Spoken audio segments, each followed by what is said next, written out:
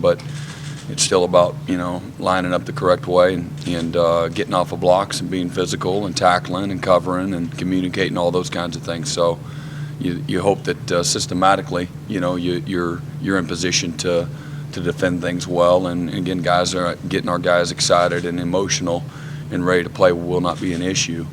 And just got to be sound, disciplined, and physical, and play hard.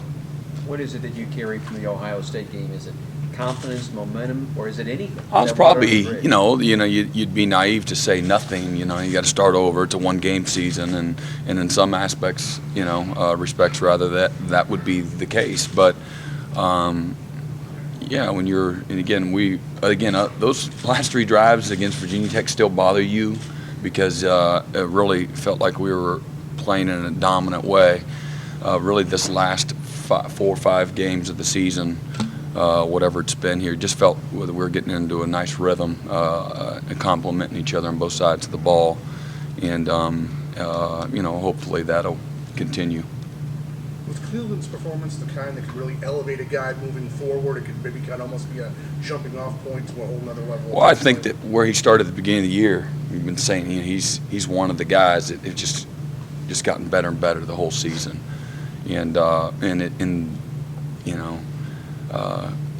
It's not real magical. He's just worked really hard. He pays attention. He's been a detailed guy. He's continued to do extra in the weight room on days that he doesn't have to. He values the opportunity we have when we meet or when we walk through. And not everybody's like that, but it's neat to see him really kind of take off from where he started at the beginning of the year to where he's at now. And so I don't think last week's game was, he did the same thing, jumped out of his hips the first play of the game against Virginia Tech, and they ran a sprint pass, he was up the field and sacked him on the very first play. So you can go back there or even further than that if you'd like. But, he's really had an excellent year and had a great game last game. And, I think that'll continue moving forward. Coach Scarborough had a big game against Washington. Mm-hmm. How dissimilar is he from Derrick Henry last year, or some of the backs that you've seen this year? Oh, they're just all the same, with Derrick Henry, very similar. Same guy, physical, fast, instinctual, breaks tackles, gets to that second level. Just close your eyes and hopefully, we can get him down. But I had a very good game. Had a couple of real long runs that where he broke tackles that they had it defended well, and he broke tackles, and that's what the great ones can do. You've gone against some really good backs this season in the ACC. Dalvin Cook for one. How much will that experience help your defense? Well, I think you just knowing that, hey man, we're gonna have to really put a lot of hats on this guy, be physical. You have to wrap him up and play behind your pads, and you can't drop your head and try to roll into him. This guy's going to make you look foolish, and they've got 3 backs that all run the ball extremely well. So we're going to have to play really, really well. What's your sense of appreciation as a defensive guy?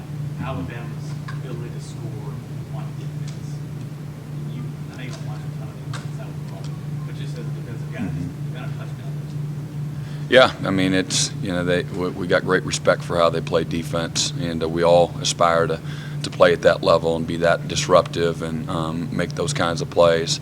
They're big, strong, fast, well coached, good schemes, and experienced. A bunch of older guys that play very confidently and feed off of each other. So, again, from a team standpoint, they do an incredible job. And again, for us, even on defense, that affects us because we know that we need to play well to help our offense, and vice versa. We're going to have to we'll need our most complete game, of the year. What's to say about Jalen Hurts' mentality to starting as a freshman at a school like Alabama and performing the way he has all year? Yeah, it says a lot. His maturity, his decision making, his playmaking. He rushed for 900 and some yards. So, he's got maturity beyond his years, and he's got a nice physical presence, and makes the throws when he has to, and manages their offense, obviously in a great way.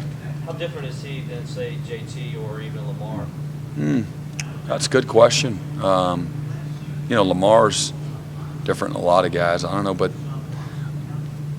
I just look at it's a quarterback-led team.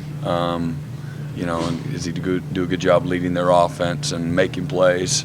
All three of them are runners. All three of them, you know, can throw the ball when they have to. And Lamar's in a more of a pro style of offense, where the other two are more of a spread with the RPOs and the quarterback run game.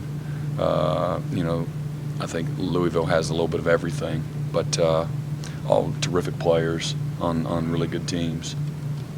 You're a very intense and very passionate guy. How do you maintain that year in and year out? Well, I mean, it's my job. I love it. I think anything, you know, good that happens in life 101, for us, I think it comes, you got to have passion for it. You got to have love for it.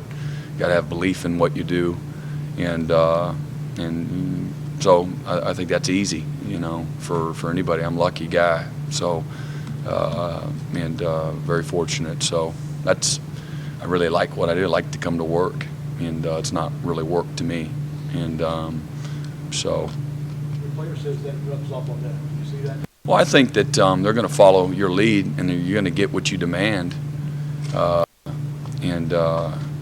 So, however you got to do it, you know, a Jedi mind trick, or I think they want to win and be successful. It takes a certain level of focus and intensity, precision.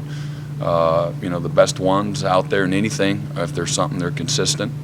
And I can't one day be this way, and then, you know, this week, you know, we got to play like the Pittsburgh Steelers, and then next week, you know, we got to play like, you know, East Warner Junior High. You know, it doesn't work that way. You know, to play this game, you know, I think you're gambling if you do, and you know, you'll get exposed in a minute. This game will humble you, and you know, just in regards to your preparation and the work that it takes, and to play at a high level and a consistent level that we all want to be. O.J. Howard, is he a matchup problem, or is it more of a Clemson defense? Well, we turned him loose last year. The first one we just turned him loose. Don't cover him. So that's not a matchup problem. We just don't cover him. We bust. Then he throws a wheel route, and we're in 3 deep, and we settle thinking he's going to throw somewhere else. So again, we don't cover him on another one, and then he throws it in the flat behind the line of scrimmage, and we feint and don't make the tackle, and there he goes. So those are the 3 plays in particular that were game changers that I remember. Excellent player, big, long, fast, strong. They find different ways to use him. So we didn't do a very good job, obviously, last year. Sorry. Brent, what were the steps in limiting big plays this year? Dabo kind of noted downstairs. Was it a big improvement? What were the I think steps? just our guys' focus, their preparation, not trying to do too much, playing hard, communicating, a lot of simple things, a lot of real basic, fundamental things. Not necessarily better players, more consistent in what all the things that we need to do. You know, again, alignments, communication, playing hard, do your job, just being sound. Coach, on that subject, Ohio State broke a couple big returns. You've been great on kickoff return coverage all year long. What were a couple of things that you noticed on those returns that you can kind of shore up? We've got to leverage the ball better. You know, cover like our hair's on fire. You know, fit things at the point of attack the correct way. Not get stuck on blocks. What would it mean to win a national title for you?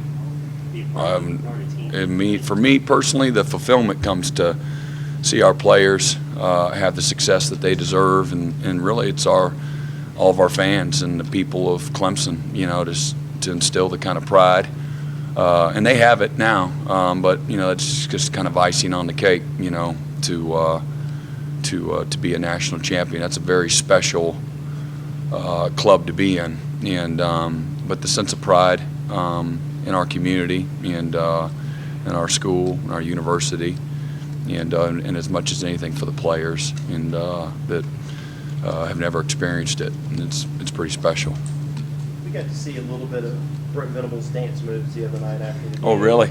We did. And How'd it look? It looked pretty good. It's not actually. bad.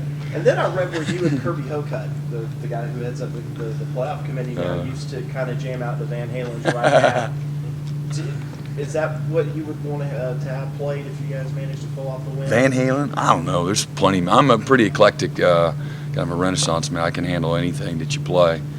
I can bop to it. So I won't be real picky if I get that opportunity. That'd be pretty good. Have you heard from Kirby through all Oh yeah, this? yeah, yep. We were roommates and linebackers together. So I mean, yeah, you get pretty tight. Yeah, we've touched base. D-line was so disruptive against Ohio State. Their offensive line was really talented. You see that battle with the D-line and the other line determined along with it turns. Absolutely.